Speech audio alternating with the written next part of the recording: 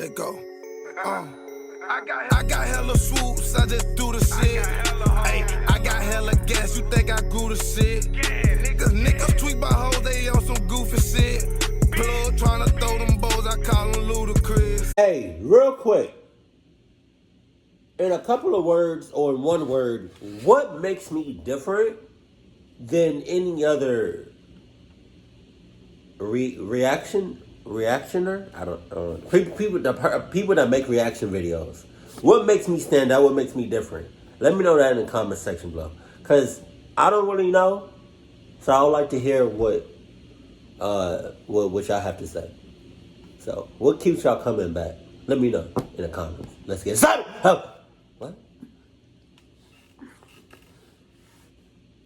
It could be the fact that sometimes I like to keep it, or sometimes, all the time I like to keep it real, raw, authentic, you know what I mean? So I know a lot of people are not like that on YouTube, but your personal experience, your personal feelings, what makes me stand out than other people that do reactions?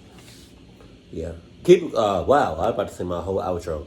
Yeah, I was about to say it again. Sup? No, Jesus. Okay. Online gaming story, Jesus.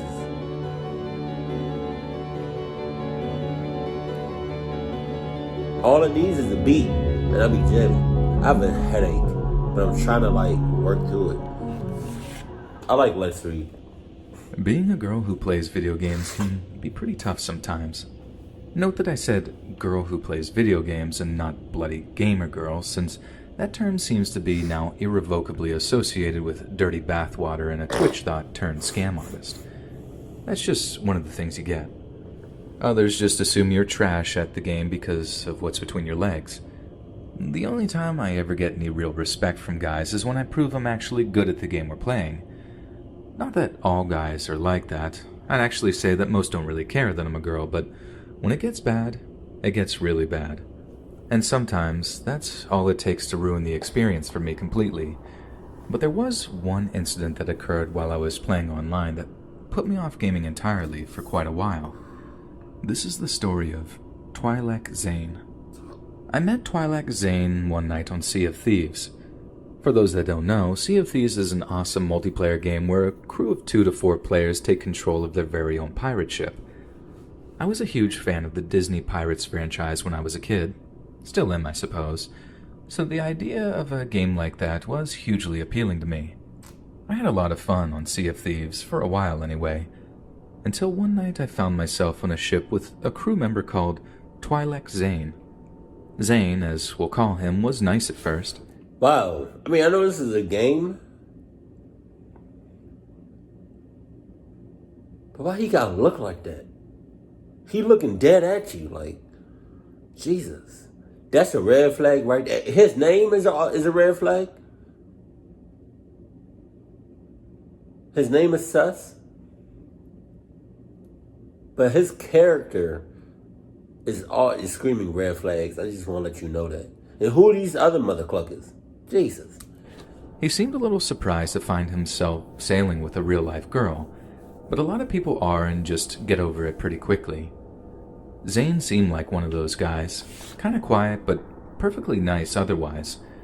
He kind of faded into the background for the most part, being overshadowed by much louder, more extroverted crew members that ran around showing off their pet parrots and playing their musical instruments. At one point, after fighting a ship full of skeleton pirates, I needed to regenerate some health. So I go below deck to our little food barrel and pick out a few pineapples to nom on to get myself back to full strength. I made a remark to the guys about eating all the ship's pineapples and how it was making me hungry in real life. They asked what my favorite food was, and my reply is probably in line with 80% of people everywhere. I just noticed Pizza, the chat. I told them. This sparked off a little debate on ship when one of the crew threw the question out there. How do you feel about pineapple on pizza? Now, unlike most of civilized society, I actually kind of liked Hawaiian pizza. I just can't resist the whole sweet and salty thing that it has going on. But when I tell them that, this sparks off something of a mutiny. The two louder crew members started laughing, and one even jumped off the ship, What? saying he refused to sail with someone who liked pineapple and pizza. Well, It was okay. funny, sure. We had a few laughs. All the while, Twi'lek Zane stayed quiet. Hey, hold on. We're not gonna just glance on the fact like he might be suicidal. The one that jumped off the boat. I mean, it was probably just jokes, but a part of me, like a small part of me, like a tiny bit, is like the real person behind that character that's playing that character. He might be a little suicidal. There's probably a reach, but I'm just saying. Not saying a word as we had our little bit of banter. About 45 minutes go by, and I'm getting hungrier and hungrier, so I tell the guys I'm about to jump off to go make some food and that I'd be back on afterward. And then I hear my doorbell. What the hell? Luckily, my flatmate was home, so I didn't have to worry about rushing off to answer it. So I don't really take much notice of the exchange I can hear through my bedroom door, but I did start to take notice when I heard my flatmate's footsteps coming up the stairs to my room. As she opens the door, I slide off my headphones and... That better not be no goddamn pizza. That better not be no goddamn pizza! If that's a pizza, baby girl, I promise you on everything. Cut off everything. Check the checklist. Prepare for the worst and hope for the best. There stands my roommate with a pizza box in her hands. It was a godsend to trust my BFF to just know when I was hungry. Or at least, that's what I thought. I was so hungry that I actually cut her off and asked her if I could have a slice of her pizza, as I was absolutely ravenous. She looks confused, then says she was about to ask me the same thing. Oh, shit. I'm beyond confused at this point, so I ask the guys on Sea of Thieves to hold on a minute. I mute my mic, then turn back to my friend. My jaw is on the floor by the time she's finished talking. The pizza delivery wasn't for her at all. It was for me. What's more, it had been paid for, and the topping was... Pineapple. You guessed it. Ham and pineapple. Jesus. I felt sick. I told my friend she could have it, that I wasn't feeling very hungry anymore. In a confused voice, she thanks me and turns to leave, but asks me if I'm... Now watch. It's a 50-50 chance she's gonna tell the people that she's playing the game with that she didn't eat the pizza or take the pizza, and one of them is gonna do something clucked up. Feeling okay before she shuts the door. I just lie, straight up lie, and tell her I'm fine. Just a bit under the weather, I suppose. When she shuts the door, I get right back on the PC. It was horrible. I found myself asking a question that I already knew the answer to. Did one of you guys order me food? The first two louder sailors said no, with one actually laughing at what seemed like such a bizarre question. Zane. But Twi'lek Zane was silent. His character just stood still on deck, quietly watching and listening as the situation unfolded. And then he spoke up. Enjoy, is all he said. I freaked out. I pulled the Ethernet cable out of the back of my computer so hard the connection snapped off and remained in the slot. But it was severed, and that's all that mattered. But it was way too late, and that was the worst thing of all. There was no way for me to know just how much information Zane had acquired just from using my Microsoft ID and IP address. If he managed to work out my home address, what other information had he been able to dredge up? The only comfort I could possibly take in the whole thing was that because... I don't care what you say. 99% of people that take photos like that, like underneath, like where their chin is, stop taking pictures like that. It's not cute at all. Because of his accent, I knew he was North American. But that didn't rule out the possibility that he was either living or studying in the UK and was actually much, much closer than I first thought. I barely slept the week that followed. Nightmares came every single night. Nightmares in which I'd wake up to a figure standing over my bed, a crooked smile twisting their lips before they pounced.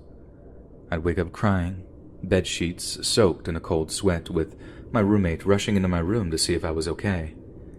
In the end, I told them everything, and they drove me down to the police station immediately.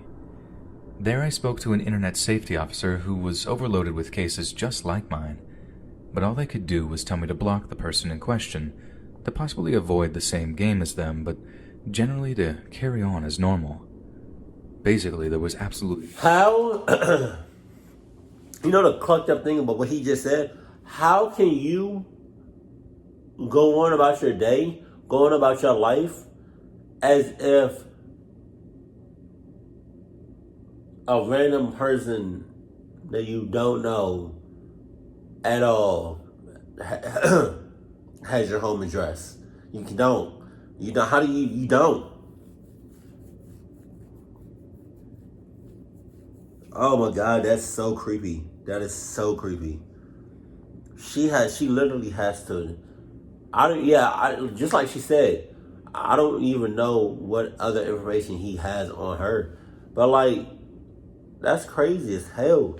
Cause now she has to live her life looking over her shoulder constantly. Nothing they could do, and that's what's so scary. That maybe the internet will never be a safe place for girls like me. No matter what we do, there will always be people whose predatory attitudes seem to override all normal human feeling. Jesus. The most terrifying day of my life began early one morning in 2015. I don't want to give away too many details. I don't want the person at fault here to be able to gain any satisfaction from this retelling, so I apologize if I seem overly vague when it comes to describing people or places. It all started one afternoon when I decided to unwind after work with some video games. I live with my brother, who finishes his daily shift a few hours after I do. It was his console, so from about 3:30 to 6 p.m. every day, I can actually have that thing to myself without the danger of him claiming it back to play Call of Duty, which he obsesses over. Driving games were more my things, still are, I suppose. I'm a real gearhead, and it was my dream to live out in the California coast, so I guess you can call it escapism. That and the idea of beefing with people over voice chat just didn't appeal to me. But as I came to learn, sometimes it's simply unavoidable. So I'm winning round after round of this particular game when I started getting griefing messages from some salty moron. They weren't happy that I was using a setup that they called OP, and demanded I change my settings to see if I was skilled enough a driver as I thought I was. I sent him back a lol, told him no, and carried on playing. Next round finishes, and this time a flurry of messages start pinging their way towards me at an astonishing rate. I don't know if this guy was using a USB keyboard or whatever, but the grief came thick and fast. At the time, I just thought it was funny how anyone could get so irate over something as small as a video game was beyond me. So, as you can imagine, I just sent a few messages back telling the guy how pathetic I thought he was being. Then the guy just rage quit, or at least I figured he had. He wasn't in the game anymore, and from what I could tell, he was either offline or had blocked me. Yeah, that's because he's at your clucking house.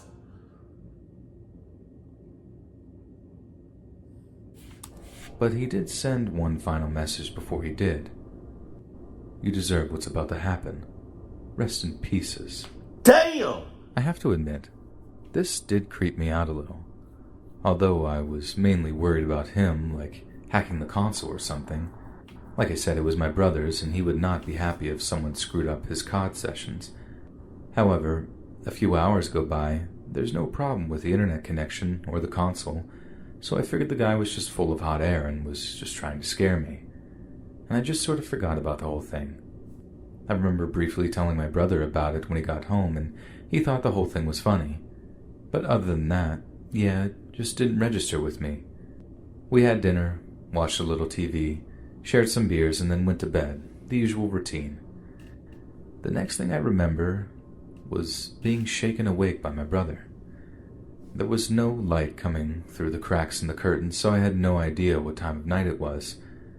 But as I'm slowly rousing myself from a deep, dreamless sleep, the fear I heard in his voice had my heart going from 0 to 60. "Wake up!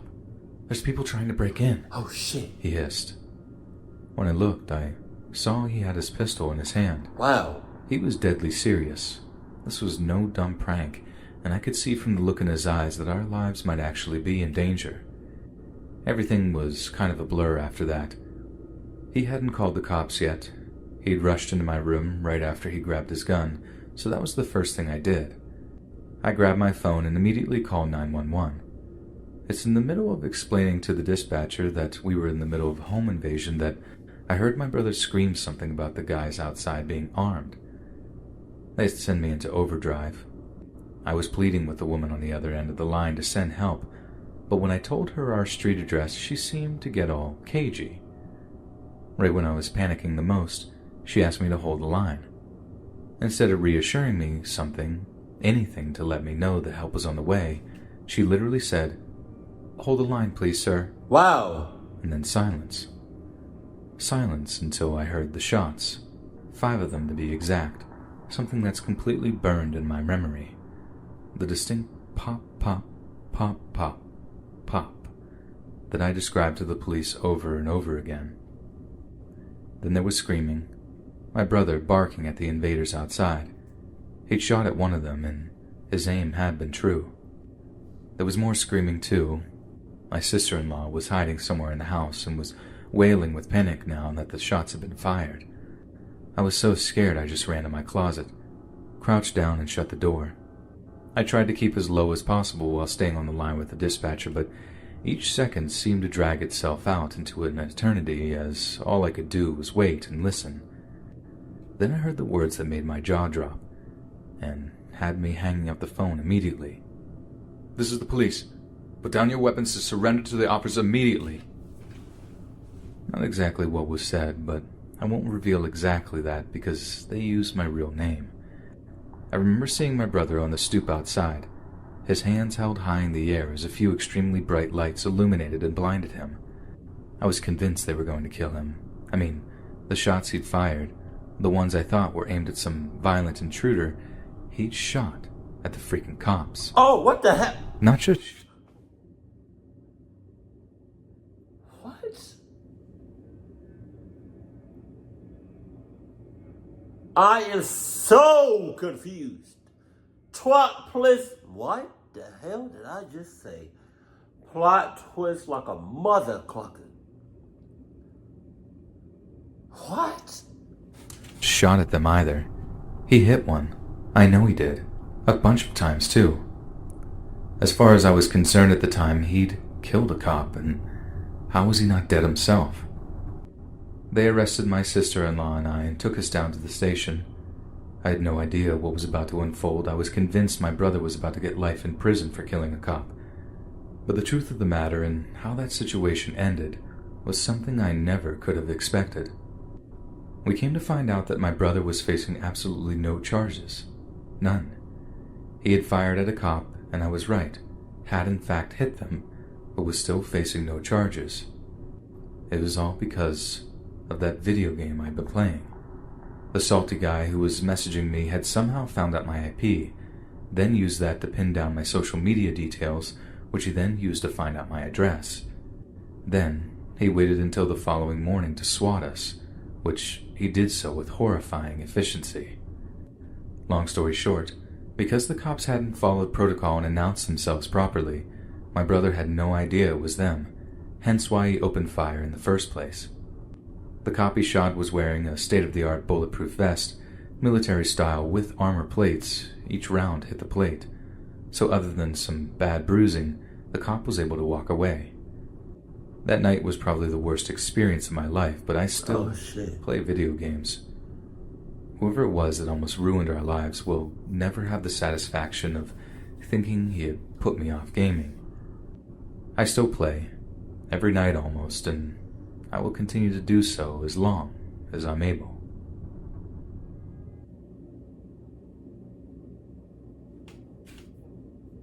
Oh my God. Well, would y'all say it was the cop's fault? Yeah, I think so. Because it looked like it was kind of dark out there for him to see. So, I mean... But I don't know, because you got the blue lights. You got the red and blue lights. So, I mean, he could have... I'm sure he saw that. Before he started shooting. I think it was 50-50. I don't know. But okay, so if somebody explain to me something? Because when I did have a PlayStation, right, I was playing. I had a PS4, and I would usually play Grand Theft Auto online, Grand Theft Auto 5 online, or Naruto Ultimate Ninja Storm 4 online, and I would just fight and stuff. But I never understood the IP address. First of all, what is that? Second of all, where is that? How can you find it? And how do other people have access to that? Because when I get my PS5, whatever that is, or PS6, I don't know, best believe my IP address is going to be on lock. What you talking about? And then with the first story,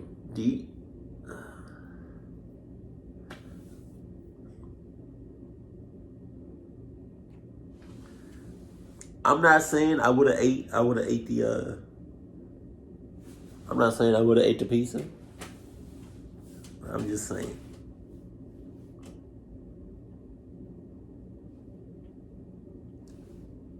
I'm just saying.